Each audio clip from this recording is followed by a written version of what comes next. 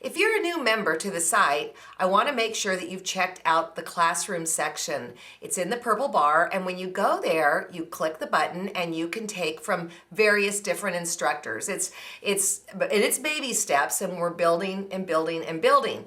If you go to my personal classroom, you'll see that I've taught lessons on hand quilting, fabric shopping, a little bit of drafting, etc. And I try and do it in just little itty bitty segments, like 3 to 5 minutes the most. And then you just watch them as they roll out. Well, it's been a while since I've been in there, and for that I apologize. And what I've been wanting to do is to do a classroom on applique. I was a hand appliquer for many, many years, and in fact wrote a book on hand applique. It's right here. And one day I was assessing the cover and I'm like going, holy smokes, who did that hairdo? Not to say this is any better, but yeah, well, no, this is better than that. But anyways, I thought, I want to do a book on machine applique now, and I thought, well, I'll combine them both. So I have a book called Machine and Hand Applique. And though I love the process of hand applique, there's something very rhythmic about it, like hand quilting, I have fallen in love with machine applique. And even since I've written the book, I've learned new techniques and new ways to kind of step it up. So I thought it would be fun to talk about different ways to applique, different ways to prepare your applique, and I will tell you truly, the sky's the limit. I mean, the more I know, the less I know, and I just want to whet your appetite for what I'm doing and how it might be incorporated into what you're doing. I do want to say that we have had several shows on applique, and every time I watch it, a new instructor, I learn something new. For instance, I'm taping this right now while the Pat Hawley show is new and fresh.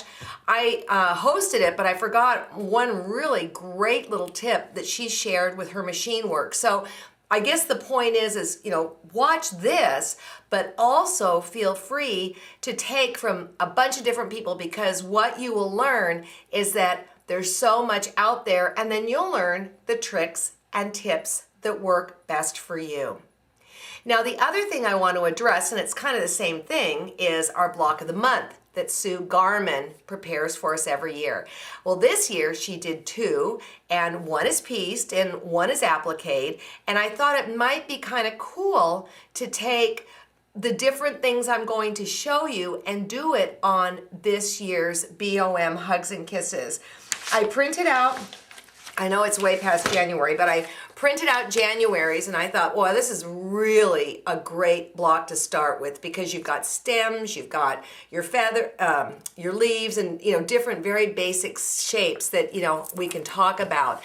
Now, the thing you need to know about the block of the month is that it's up for this year. And let's say you decide to become a star member today, you can go back and print this out starting January. And even if you have a friend that joins December 31st, they can go all the way back to January and print out. But be warned, at the end of the year, it's taken off, and then Sue sells them as patterns, and they usually retail for around $90. So print them out. And I know last year the printed instructions were, gosh, I think about 100 pages. So you're going to want to make sure there's good ink in your printer and you've got a binder to put this stuff in.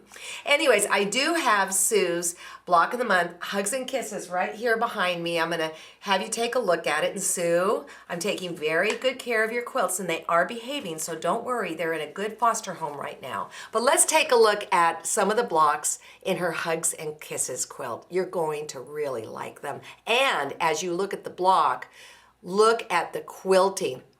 She did it. It's all done on a long arm, and it's absolutely beautiful. But I don't expect anything less from Sue Garman. I think her work is just absolutely exquisite. And one of the things that I appreciate about this particular quilt is that the shapes really are fairly simple, but the whole thing reads very, very sophisticated. Look at those feathers. Oh, wow. And then swag on the border. Absolutely adore swag borders. I think swag borders says it all. So anyways, I'm gonna now move over into my classroom, and just every so often a new issue will come up, and I think you will enjoy it. And feel free to start an area in the forum and talk about this. Great.